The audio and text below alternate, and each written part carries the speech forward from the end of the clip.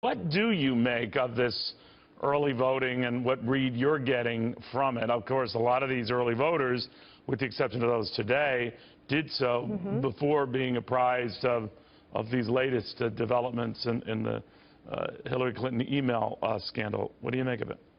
Well, Neil, you know what? I commend those two ladies that you just had on, because they're taking this voting process very seriously. And it sounded like they were going to vote for Hillary Clinton, but they said, whoa, wait a minute.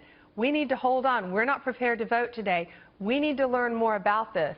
And what they need to learn is what's happening today is unprecedented for an FBI director with, at that time, 11, 12 days out from an election to come out and say that Hillary Clinton is under a federal investigation again is truly, there must be something strong there for Director Comey to do that. Well, what do you think it is? He him. tried to dial this back a little bit in his letter, and I must have read this thing, a dozen times.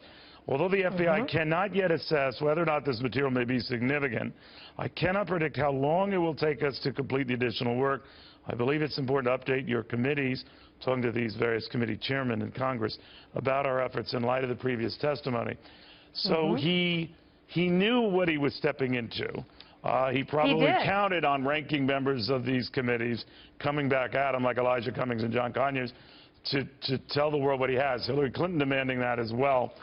Do you think he should? Do you think he shouldn't leave the world hanging? You cannot jeopardize the integrity of a pending criminal investigation, nor does any prosecutor in this country, or especially the FBI. The FBI, they keep everything quiet until the conclusion of their investigation. But I have to commend him, though, for coming out again and saying there's more. They never anticipated, I'm sure, that when they got Weiner's computer, that they would find that couldn't be scrubbed because that was in the Fed's possession.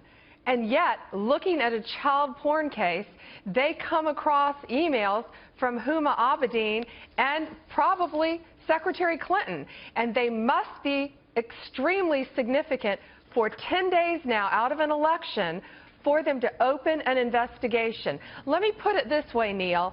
If I went to apply for a job right now, I wanted to get a bar license in another state, and I listed I was under a federal investigation, I wouldn't get the job.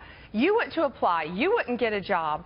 Someone goes to get a real estate license, they wouldn't get a job. We, the American people, would not be able to get a job if we told our employer, and most applications now say that, are you under a federal investigation? Therefore, it's up to the American people now.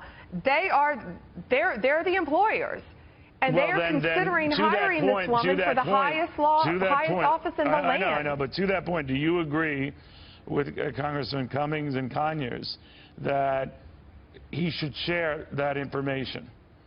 Let us know what it is. Well, as a career prosecutor, though, you cannot jeopardize a pending investigation by sharing investigative materials during the course of the investigation. It speaks volumes that 10 days out they would open an investigation against her again. You know, and our Constitution, Neil, it speaks to this. Speaks to this, and I don't think our Constitution ever contemplated a candidate as corrupt as Hillary.